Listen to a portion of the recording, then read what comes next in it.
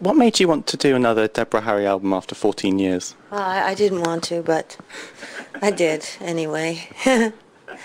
I don't know. I just started writing songs and had some ideas, and I was enjoying myself, and it, just evolved into a collection. So I decided to put it out. Silly me. Why did you decide to call it Necessary Evil? What's the thinking behind that? It was sort of a joke in a way. I mean, we all have them. It seems like sort of something that everyone could relate to.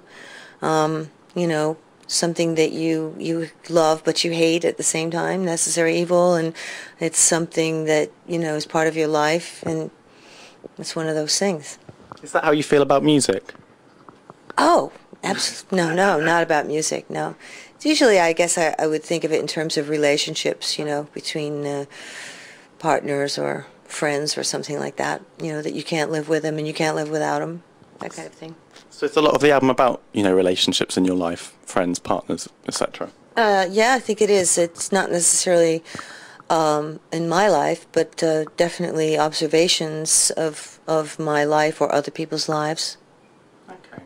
And it's a very eclectic album. There's jazz, electro, new wave, industrial. Was that a conscious decision when you were making it to try as many new things as possible?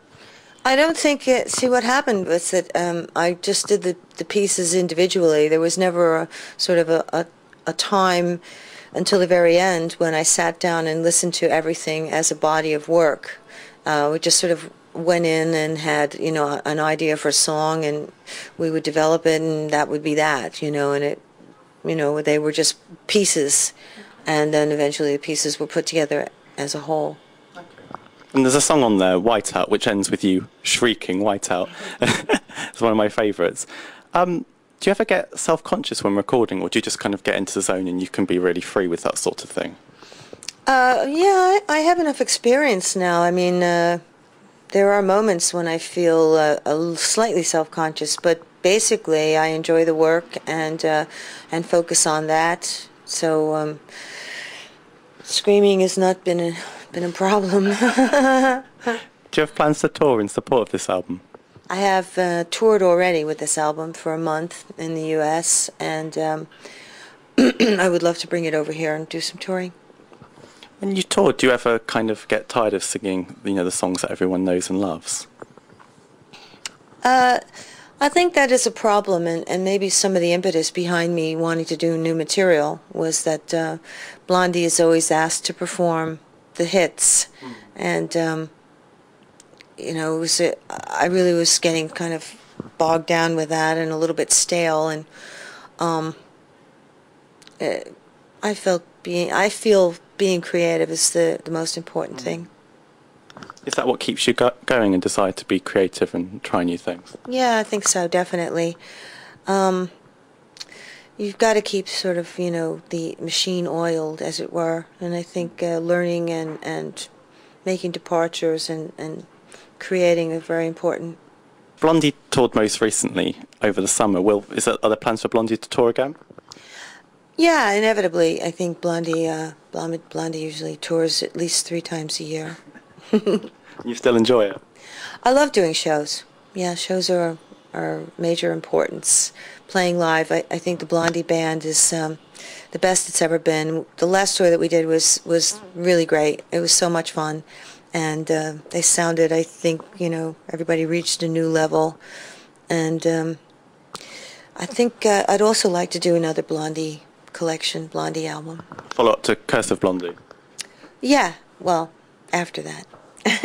Beyond the curse.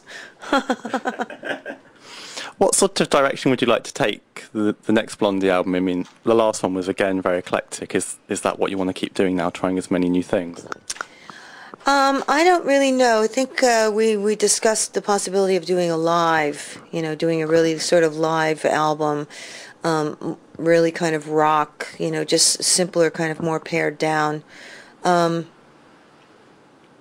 don't know. It remains to be seen. Watch this space. What? Watch this space. And you're constantly cited as an inspiration and influenced by, this has been happening for 20 years. How do you feel about that? Proud, I guess. Various depends on my mood, I guess. Think what? No, it's very flattering. I mean, why would I object to something like that? Do you like terms like icon and legend, or do you find them, do you find that they kind of just keep you in the past? Do you like those terms? They seem to be kind of inevitable, but I just keep wanting to scream back, not dead yet. Not dead yet. I think you've proved that with this album. Oh, good, good. Thank you. And there's a new musical coming to the West End, I think, November, which is Blondie Songs. You've written a new one for that. Have you been very involved with it aside from that? In simple ways. Some of the lyric lines in the old songs had to be sort of tailored for the character that was singing them or to the situation, so it'd be a little bit more, fit a little bit better. But very small adjustments, really.